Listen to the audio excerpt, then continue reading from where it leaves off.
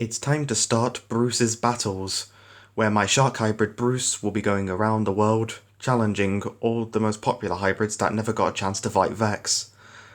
Starting where Vex was last seen, the Baltic Sea, where we're dealing with Briesmonis, an iguana hybrid created by Harris T-Song. So, how does this hybrid stack up to Bruce? It's actually a fairly decent creature. 11 meters in length and 6 tons in weight. This creature's definitely got a lot of potential to be a very good hybrid. So Briesmonis' genome consists of the following: marine iguana for the base and the ability to stop its heart. Porosaurus providing increased size, as well as the head and its very strong jaws, as well as giving this creature a 4-chambered heart.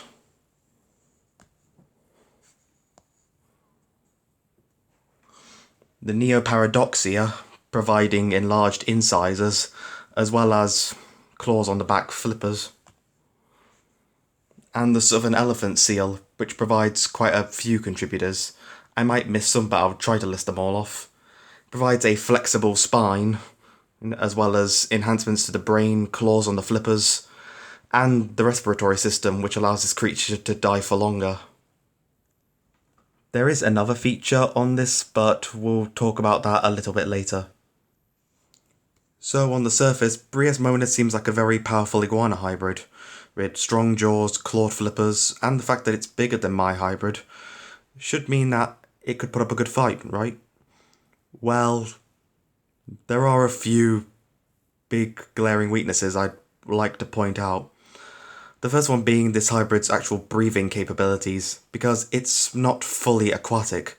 It's only semi-aquatic, meaning it could only really stay underwater for a few hours at most before it could have to go back up for air. Because its whole chambered heart system and the ability to stop its heartbeat may end up working, but a good enough ram to the chest could likely end up disrupting it, possibly causing Briesmonis to drown. In additionally, with this hybrid having southern elephant seal in the DNA, southern elephant seals end up exhaling most of their air in their lungs before diving. Great for deep diving, not so good for prolonged diving. Because less air means you won't be able to hold your breath as long. That's kind of self-explanatory. But other than that, the real big glaring weakness with Briesmonis was the decision to include the elephant seal's giant proboscis, which is actually a very big detriment that the creator might not realise. See, the elephant seal's proboscis ends up inflating with moisture when the creature exhales, which makes it much more sensitive than the rest of the body. So yeah, a pretty important body part which Briesmonis can't afford to have damaged. So in a head-on collision between the two creatures, Briesmonis won't be winning it. In fact, the proboscis will likely make it so it'll be unable to pretty much ram anything, as it would rely solely on its jaws and flippers for attacks. Meanwhile, my shark hybrid is practically built for such a ram, as well as having a much stronger bite force. In addition to that, Briesmonis lacks any kind of major senses, is like echolocation or electroreception, meaning that Bruce is definitely locating him first. But now let's get down to the battle scenario. So, given Bruce's ability to detect Briesmonis first, it would likely give the opportunity for Bruce to set up an ambush. And with a species of Otodus shark, the Auriculatus, as the base, it would likely end up hunting the same way, ambushing from below, meaning Briesmonis could likely end up not seeing the creature coming until it's already too late. So Bruce would end up ramming into the creature, just sternum, dealing a lot of damage.